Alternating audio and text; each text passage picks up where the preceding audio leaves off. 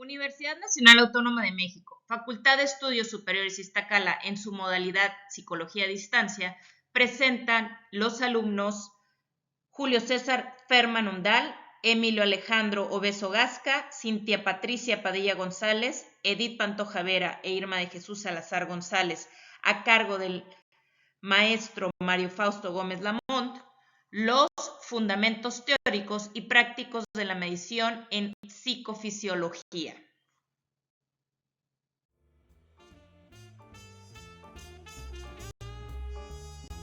Este trabajo está compuesto por las siguientes partes: introducción, sexismo dentro de las ciencias experimentales, conceptos y problemas relacionados con la evaluación psicofisiológica, los registros psicofisiológicos en la evaluación conductual, resumen de la plática ¿Tiene género el cerebro?, conclusiones y finalmente bibliografía.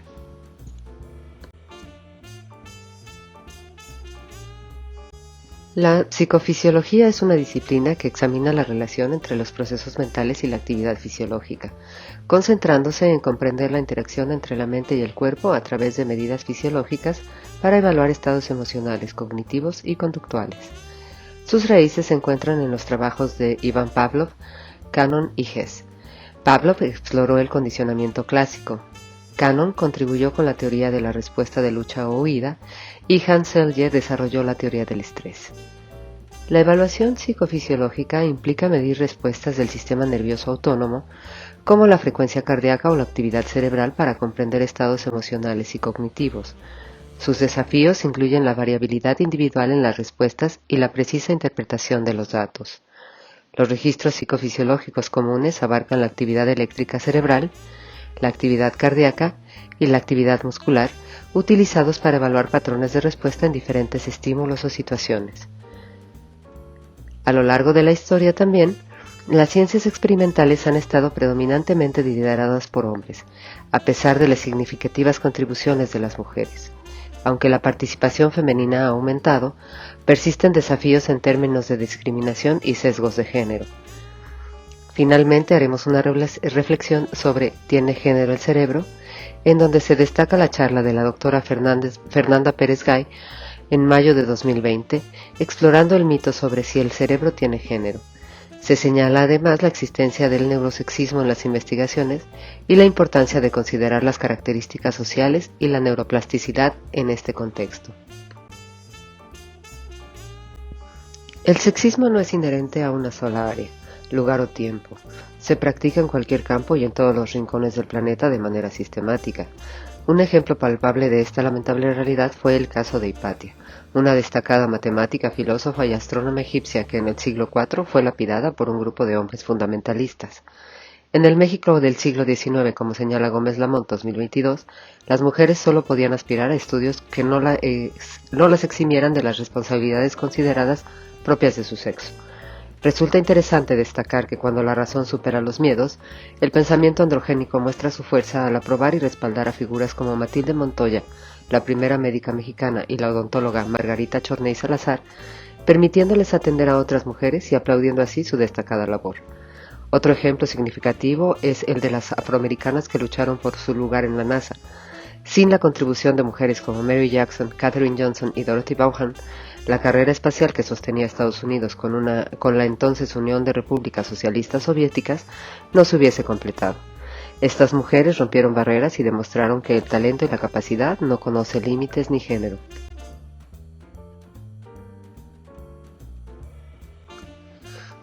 La ausencia de investigación específica en la salud de las mujeres ha hecho invisibles para la ciencia médica los aspectos biológicos, clínicos, psicológicos, sociales, culturales y medioambientales y las diferencias. Valls 2021. Vivimos en una sociedad androcéntrica que desatiende la biología de los cuerpos femeninos y sus correlatos inseparables. Esta endocrinóloga, Carmen Valls-Lovet, en 1921 subraya que los estereotipos de género en el ámbito médico contribuyen a la invisibilidad de las mujeres, generando la percepción de que nuestras enfermedades y problemas son menos relevantes. La medicina, influida por la investigación, la enseñanza y la atención sanitaria, se ha centrado predominantemente en el cuerpo masculino, pasando por alto la morbilidad diferencial que nos afecta. La carencia de inclusión de ratas hembra en ensayos preclínicos ejemplifica la falta de consideración de las diferencias de género en la investigación médica y farmacológica. Este desequilibrio perpetúa la subpresentación de la salud femenina y resalta la necesidad urgente de abordar y corregir estas disparidades. Los estudios sobre género y ciencia surgieron en los Estados Unidos en los años 70 y se expandieron por Europa en los 80, naciendo de la convergencia entre la teoría feminista y los estudios sociales de la ciencia. En los primeros años, en la década de los 70, se produjo una crítica radical a las disciplinas tradicionales que exigía un examen de supuestos fundamentales. Posteriormente, en los 80, las feministas teóricas dirigieron su atención a las ciencias naturales. Durante este periodo, las críticas evolucionaron desde enfoques reformistas hasta enfoques revolucionarios, cuestionando la viabilidad de utilizar ciencias profundamente vinculadas a proyectos occidentales burgueses y masculinos con fines emancipadores. A pesar de destacar la falta de una teoría feminista completamente desarrollada para la crítica de las ciencias naturales, se ha avanzado en la comprensión del androcentrismo y la generización de la ciencia, como indica Teresa Nuño Angos, en su publicación sobre género y ciencia. Este progreso refleja un cambio en el enfoque, desde la crítica inicial de las disciplinas hacia una comprensión más profunda de las estructuras subyacentes que perpetúan sesgos de género en el ámbito científico. Álvarez Lires también menciona que en la víspera del siglo XXI, las mujeres en el ámbito educativo enfrentan un doble mensaje. Por un lado, se promueve la igualdad, pero simultáneamente se espera que continúen desempeñando roles tradicionales como esposas y madres. Dentro de la escuela persiste un conflicto. La igualdad proclamada no es genuina, ya que presenta un modelo único masculino. Este acepta la división entre público y privado y valora más el primero en detrimento del segundo. La escuela, a su vez, al enfocarse en la selección de contenidos, descuida aspectos personales, emocionales y afectivos sexuales, olvidando la importancia del trabajo doméstico como relación afectiva. Así, las escuelas también perpetúan la separación entre mente y cuerpo, ignorando la integridad del individuo. Lires indica que este doble mensaje y omisiones impregnan tanto el currículum oculto como el explícito en todas las áreas y disciplinas. Las acciones coeducativas a menudo parten del paradigma de la debilidad, expresando carencias percibidas en las chicas y buscando equipararlas a sus compañeros varones sin valorar su experiencia previa.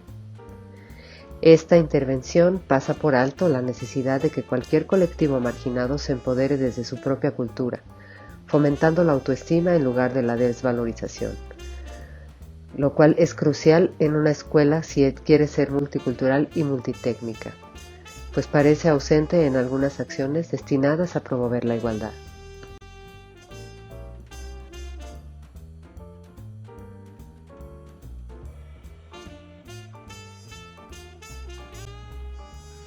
Sistemas de clasificatorio de las variables psicofisiológicas. Variables psicofisiológicas. Las más utilizadas son las compuestas por señales bioeléctricas directas, señales bioeléctricas transducidas y las señales biológicas físicas. Instrumentos de medición de señales bioeléctricas directas. Encontramos el electrocardiograma, que registra la actividad eléctrica del corazón que se produce en cada latido cardíaco. El electromiograma registra el funcionamiento del sistema nervioso periférico y los músculos que inerva. El electrogastrograma es una prueba no invasiva que permite determinar la presencia de disritmias gástricas o un ritmo eléctrico gástrico normal. Electroencefalograma registra el funcionamiento del sistema nervioso central, concretamente de la actividad de la corteza del cerebro. Electroculograma es un examen que consiste en colocar pequeños electrodos cerca de los músculos de los ojos para medir sus movimientos. Potencial dérmico es una prueba no invasiva que permite determinar la presencia de irritaciones en la piel.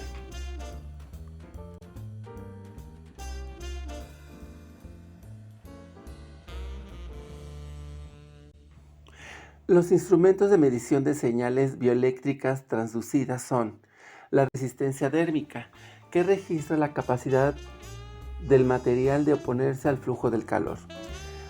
Conductancia térmica registra la capacidad de la piel para conducir electricidad, mide la relación de la corriente que atraviesa la piel con la diferencia de potencial.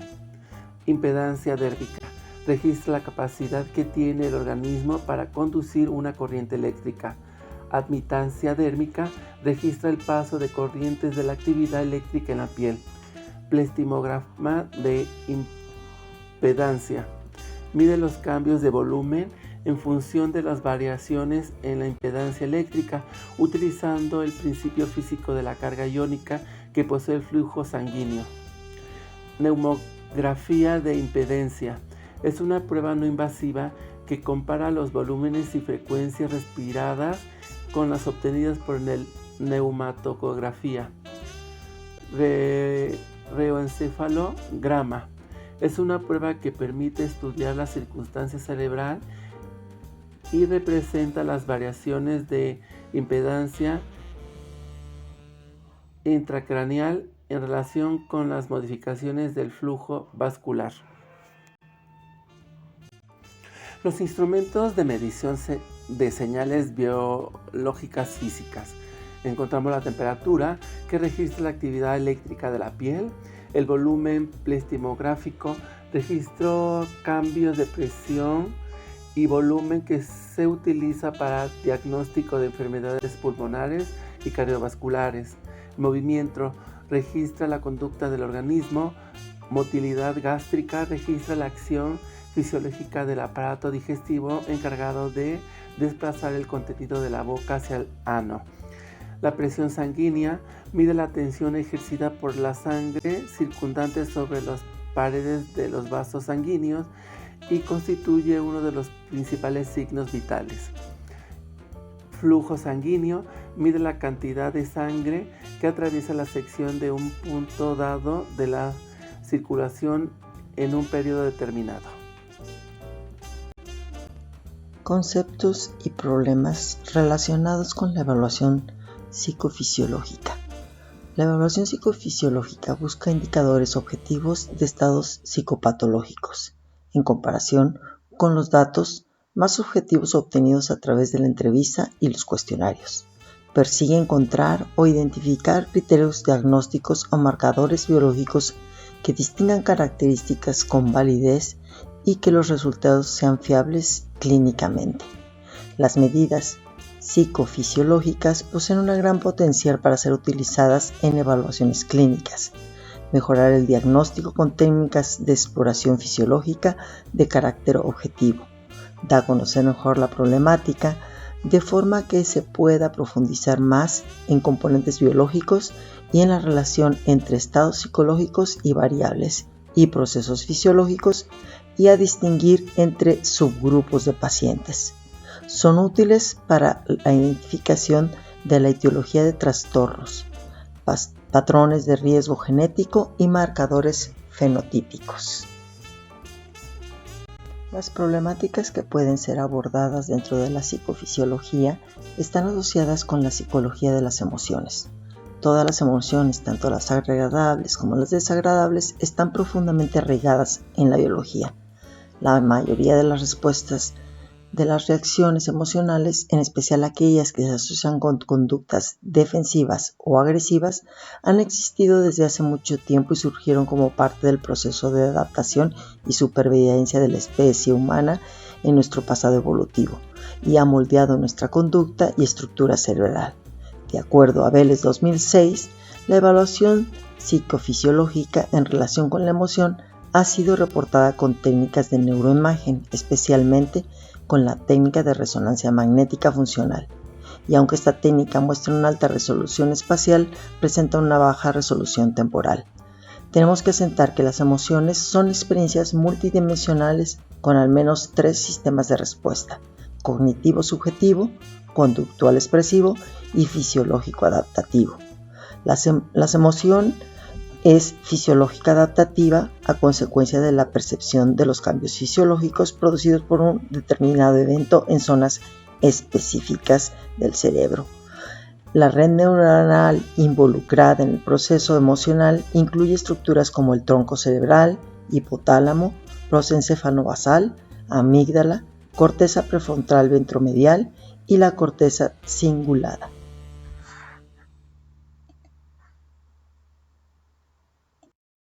Los métodos funcionales de imagen o mapeo cerebral tienen como objetivo la localización de las estructuras que participan en diferentes procesos durante la realización de una tarea. Son fuente de información confiable acerca del procesamiento de las funciones cerebrales.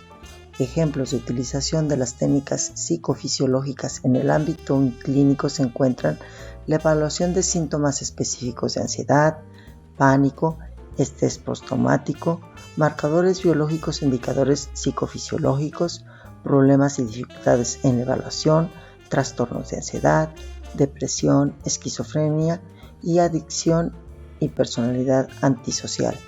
Estas son captadas por medio de señales bioeléctricas directas que emite el cerebro. Un ejemplo es el electroencefalograma, que capta señales en regiones tanto temporales como frontales, que son las encargadas de procesamiento de situaciones sociales y morales. El electromiograma percibe la actividad del sistema nervioso autónomo. Los diferentes tipos de medidas psicofisiológicas son utilizadas de acuerdo a dos criterios. El primero de ellos es considerar las características propias de la señal que se va a captar y el segundo es el tipo de instrumento adecuado para esta medición. Estos instrumentos pueden ser, como ya se mencionó, la resonancia magnético-funcional, el electromiograma, el electroencefalograma, el neuroscan, el sensor fotosensible para frecuencias cardíacas, entre muchos otros. El concepto de fiabilidad indica la precisión de un instrumento de medida y el de validez indica la relación de la medida que hacemos con lo que realmente pretendemos medir. Ahora bien, las limitaciones o desventajas que ocasionan problemas relacionados con la evaluación psicofisiológica podemos encontrar diversos factores que pueden afectarla, que es el ruido, la luz, la temperatura y la humedad. También la fiabilidad puede verse afectada por movimientos voluntarios o involuntarios del sujeto en la evaluación, produciendo lo que se denominan artefactos. Las limitaciones que presentan es que se debe tener en cuenta el momento del día en que se realiza la prueba, si se toma o no medicamentos y el momento del ciclo menstrual, entre otros más. La validez. En el caso de la evaluación psicofisiológica, el problema surge cuando hacemos las interpretaciones de los registros fisiológicos como indicadores de algún aspecto psicológico o psicopatológico. Ahora vamos a explorar los registros fisiológicos en la evaluación conductual. Y primero tendremos que definir de qué se trata. Los registros fisiológicos son las herramientas que capturan respuestas automáticas del cuerpo ante ciertos estímulos. Ejemplos de mediciones comunes podrían ser actividad cerebral, respuesta gálvica de la piel, frecuencia cardíaca, entre otros. Y la importancia de estos registros recae en que permiten comprender los procesos mentales y emocionales que influyen en la conducta visible. Y bueno, nos preguntaremos cuáles son sus ventajas en la evaluación conductual. 1. Proporcionan una visión más profunda y objetiva de la experiencia humana, para así complementar la observación directa de la conducta. Las aplicaciones prácticas de los registros fisiológicos pueden ser en la detección temprana de desórdenes emocionales o conductuales. Las ventajas claves proporcionan una evaluación objetiva y detallada que va más allá de la autorreportación. Y la importancia en el diseño de intervenciones es ayudar a personalizar estrategias de tratamiento según las necesidades fisiológicas y emocionales del individuo. Y por último, la contribución a la comprensión de patrones es que permiten identificar respuestas consistentes ante ciertos estímulos, facilitando la comprensión de comportamiento respectivo o reacciones específicas.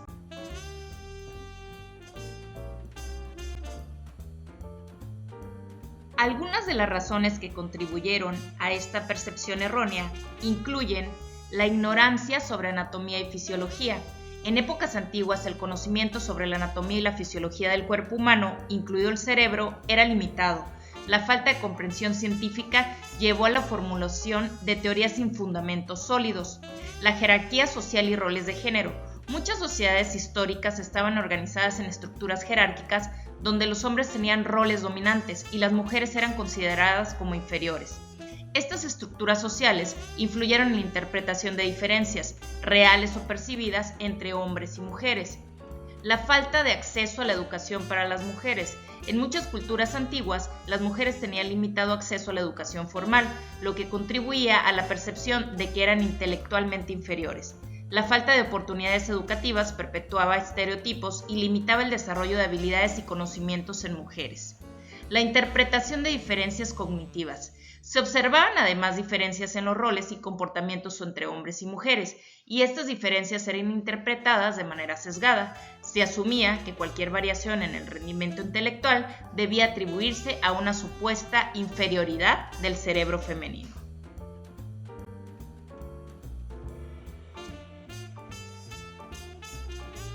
La relación entre la neuroendocrinología, la psicología evolutiva y los estereotipos de género es un tema complejo que involucra diferentes aspectos de la biología, la psicología y la cultura.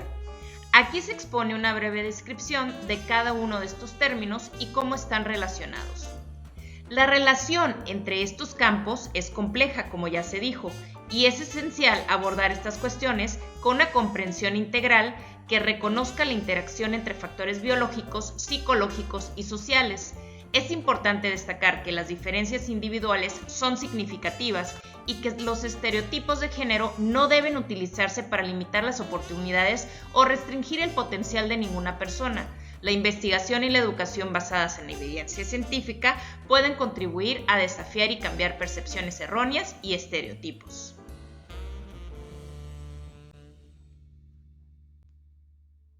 Es importante destacar que la investigación científica en neurociencia no respalda la noción de que un género es inherente superior o inferior al otro.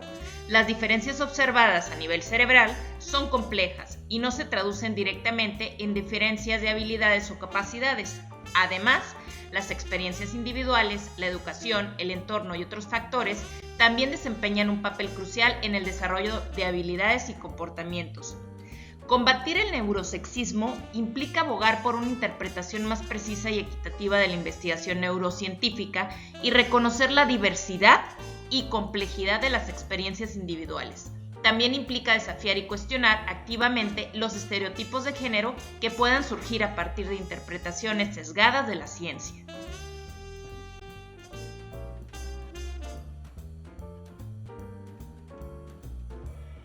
Si hablamos de conceptos básicos para diferenciar sexo y género, encontramos que el sexo se rige por la genética y las hormonas, con la diferenciación de los aparatos genitales, la masa muscular, la altura, la distribución de grasa y cabello. Con respecto al género, encontramos lo social y cultural, y no es basado en atributos biológicos ni químicos. Su definición depende mucho de las normas, roles y creencias culturales de donde provengan. La noción de que el cerebro tiene género es un tema complejo y a menudo se presta a malentendidos. En términos de anatomía, no hay diferencias fundamentales entre los cerebros de hombres y mujeres. Ambos géneros poseen las mismas regiones cerebrales y estructuras fundamentales. Sin embargo, ha habido investigaciones que sugieren ciertas diferencias en la conectividad cerebral, el tamaño relativo de ciertas estructuras y en la actividad cerebral en algunas áreas específicas. En resumen, aunque existen algunas diferencias observables en el cerebro entre hombres y mujeres, la relación entre estas diferencias y las habilidades cognitivas es compleja y está sujeta a interpretación. Es crucial abordar este tema con cautela y evitar caer en la trampa de asumir la superioridad o inferioridad basada en el género. Además, es importante reconocer la diversidad y la individualidad de las personas, ya que las habilidades y capacidades cognitivas varían ampliamente independientemente del género.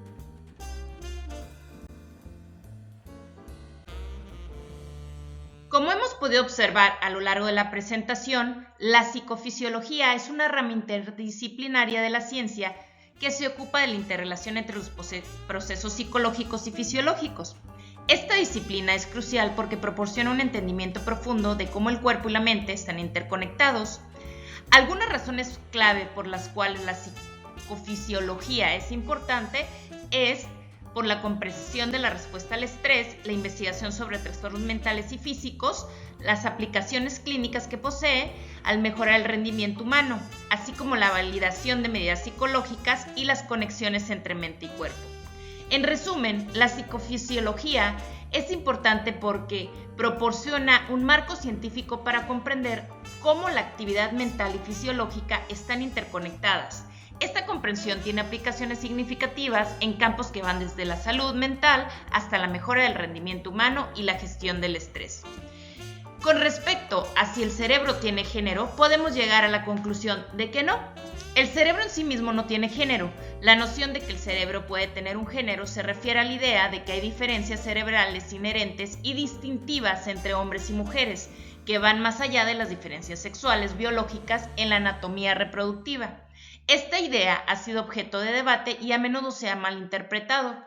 Es cierto también que hay algunas diferencias observables en la estructura y función del cerebro entre hombres y mujeres. Por ejemplo, en los estudios de neuroimagen han surgido o sugerido que hay variaciones en el tamaño relativo de ciertas estructuras cerebrales y en la conectividad entre regiones cerebrales entre hombres y mujeres. Sin embargo, estas diferencias son en gran medida estadísticas y no se traducen directamente en las diferencias de habilidades o comportamientos. En resumen, aunque puede haber algunas diferencias observables en el cerebro entre hombres y mujeres, afirmar que el cerebro tiene un género implica una simplificación excesiva y no tiene en cuenta la complejidad de la interacción entre la biología y la experiencia. Además, no hay evidencia científica sólida que respalde la idea de que estas diferencias cerebrales se traduzcan en diferencias significativas en la capacidad cognitiva o el comportamiento entre los géneros. Con esto hemos llegado al fin de esta actividad. Muchísimas gracias.